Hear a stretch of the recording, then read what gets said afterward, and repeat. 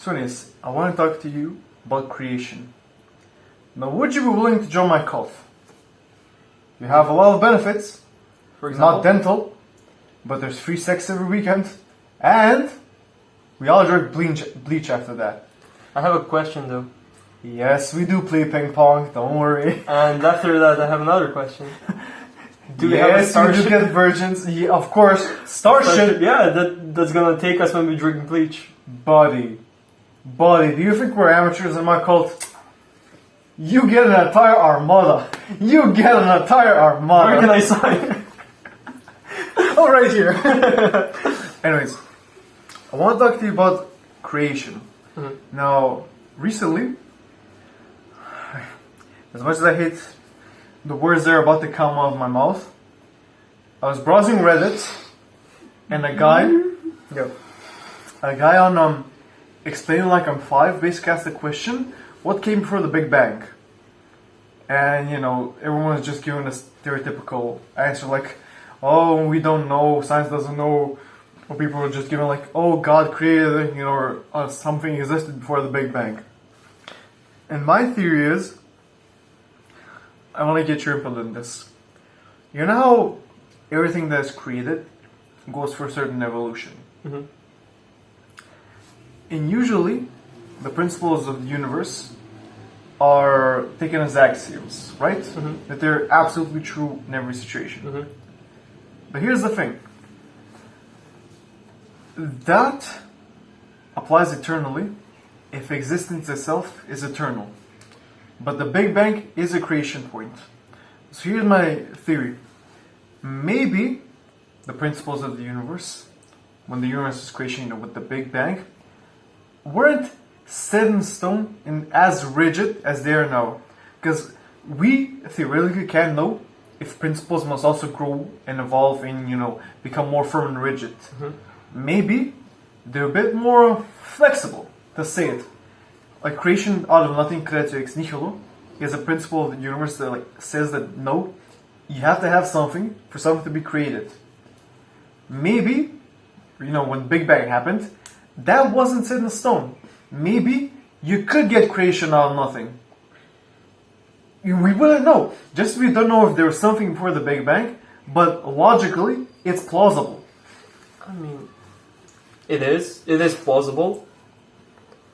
But when we're talking about the Big Bang, there's a gazillion theories. Exactly. It's just What one was of them. before that? Yeah. For example, how the universe is always expanding, which is a fact. And to what end? It's just another question. If the universe is constantly expanding, it's probably gonna reach a point where everything is gonna be so far apart that there's not gonna be anything there. Yeah. Which means once there's nothing there, there is nothing. Yeah. And then it's gonna take another Big Bang to create something. Yeah. So what I'm trying to say with this is It's actually waves. maybe there was something before the Big Bang, but we'll never know. And if there was something before the Big Bang, what was before the Big Bang? Yeah. Then A Grand Bang? a Big Bang Bros? a Bigus Bangus? No, but Pow! It was a bang! It was a pow! what I'm trying to say is, no matter what viewpoint you take, there's always gonna be something. Yeah. Which means that either we are created, or we have existed since existence. Eternal. But if we existed since existence exists, Yeah. fucking Parmenides? Yeah. Parmenides, I love you, but fuck you. Yeah. If there is something that never stops, something that has been here since the start, then you do not know who the creator is. Yeah. Right? No, I'm talking about creation right now. Yeah. I'm talking about creation right now. Yeah. I'm not talking about existing since forever because I said start. Yeah, if it's eternal, it's like No, that's why. creator. That's why I said start. That's why I said start. Yeah. Like, if it's existence since existing, like existence since existing exists, that's not eternal, because it means something sparked that existence, which is creator. When you say creator, okay, hold on, we have to like explain the terms. Creator does not mean a god. Creator. Yeah, it's a German thrash metal band. Creator does not mean God. Creator just means something that starts the existence. For example, yeah, you can create a big piece of shit and it's gonna be ungodly. For example, that was the worst joke I've ever pulled. Holy fucking shit. It is. How's my back? I must have broken at least a few vertebrae. Yeah, you need a back brace. But the thing is, like, if you ask Einstein, because he has stated. I'd love to, you know. I'd love to. I don't want to die young. But no, the thing is, like, even he said that he believes in a creator, which is the atom. Like, the little neutrons, electrons, blah, blah, blah. Those are the creators for him. So when someone says creator, usually nowadays most people think of a god, white beard, fucking, I'm gonna make a giraffe and it's gonna have a long neck, just fuck you giraffe, you know. Yeah. That is not the proper term for a creator. Because even God in the Abrahamic religions was a lesser God in previous religions. So to think of God as the first being is flawed on its own if you follow religion historically. Yeah. So when you're talking about like that, you know? Yeah, it is. But when you're talking about eternal existence, that's a scary thought. No. That is a scary thought because it means that... You have to look at it rationally. That's the problem, because you can't look at it empirically as, you know, scientists are trying to answer the Big Bang. And this is why these kind of questions are valid. Yeah. Like, people might complain like, oh no, you can't make up bullshit like, oh, how could you claim the principles weren't rigid? We don't know. It's plausible. It's plausible. And why did I pose the question? Because the implications are arguably more interesting to me than the question itself. Let's think of...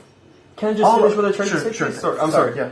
When you're talking about eternal life, there is nothing to like, you can't say that, oh, previously things weren't that rigid, because it's been like that for eons, for just four, because there's no time. Yeah.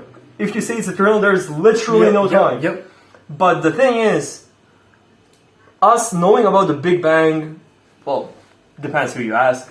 Because some people don't believe that happened, you know. Yeah. Maybe the world is 6,000 years old, who knows, you know. Dinosaurs don't exist, they're just planted. But I'm getting sidetracked. When you're talking about eternal existence, you do not have the power to say, oh, but maybe things weren't as rigid before. Because if it's eternal existence, the things you need to have things, because let's be honest, there can be planets without people. You know, you don't need the consciousness for something to exist. Then you go into a scary loophole. Yep. Because, okay, then what is the Big Bang? And if it's an eternal existence, then the Big Bang is just one of many universes. Yep. You know? So, if there's eternal existence and there's nothing before the Big Bang, that means that there's another universe that we are completely unaware of. Yeah. Because with the Big Bang, you don't have eternal existence. So, no matter which side you take, at least to me, it's stupid to go with your head against the wall. Yeah. Because that's something we can never figure out. And you can just throw out the suggestions. Because, as I said, if existence is eternal, there's no point. Like, it's you know, the theory gets shut down before it even takes off. Yeah. That's why the base presumption of, you know, this theory that I'm shilling right now is that creation has a beginning with the Big Bang. Because another principle of the universe is that it has a life. Let's look at everything in existence has a life. It has a beginning, a middle, and an end. It's so with human life, biological life, even the celestial phenomenon. Even stars have an expiration date. Yeah. Which is, they're so humongous, so above any part of our comprehension, and even they have an expiration date. Yeah.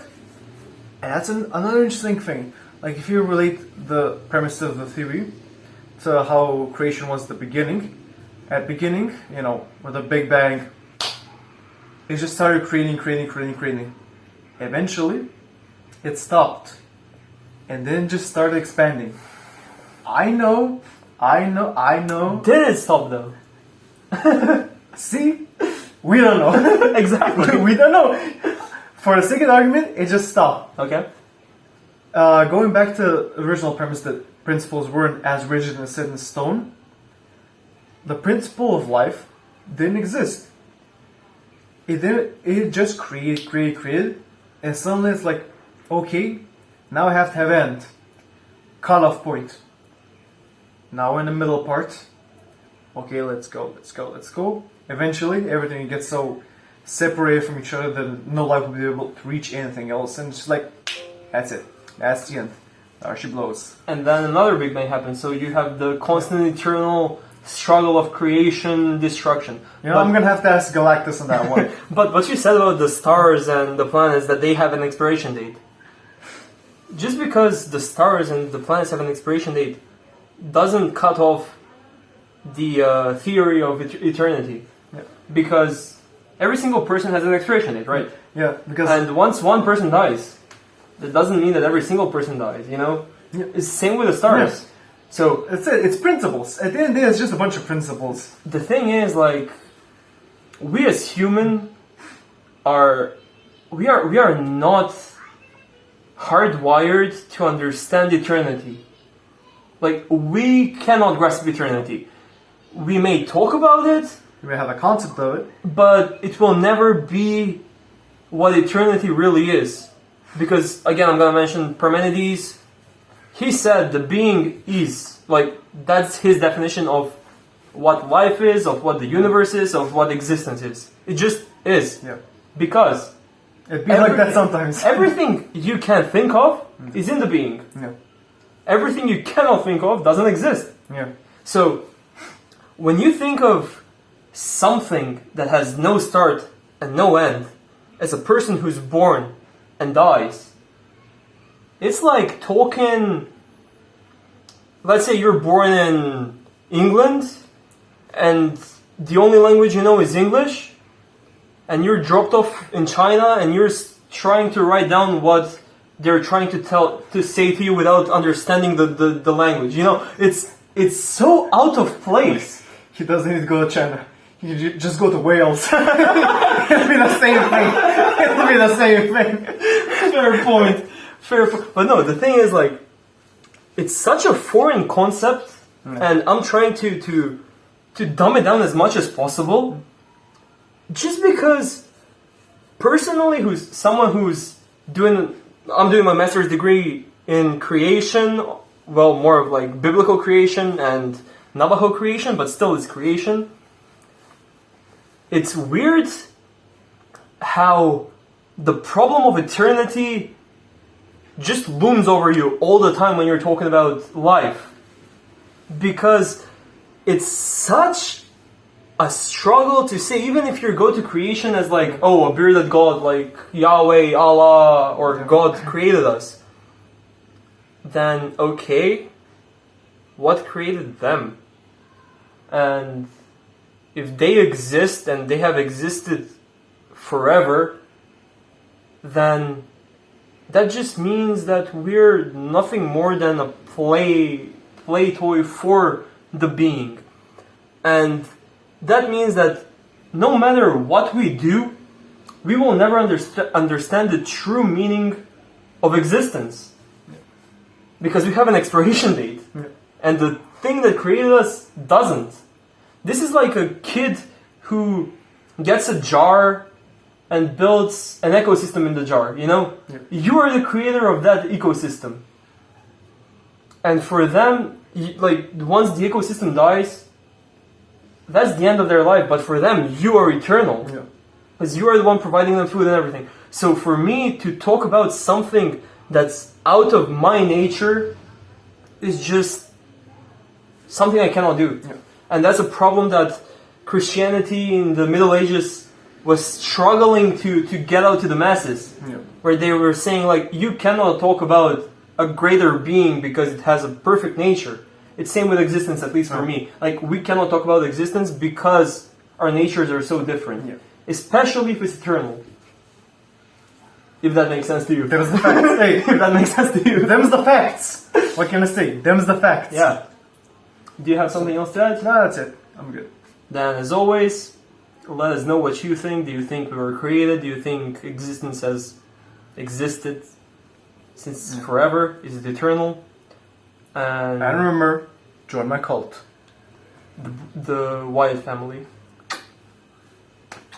He's got the whole world in his hands. Peace.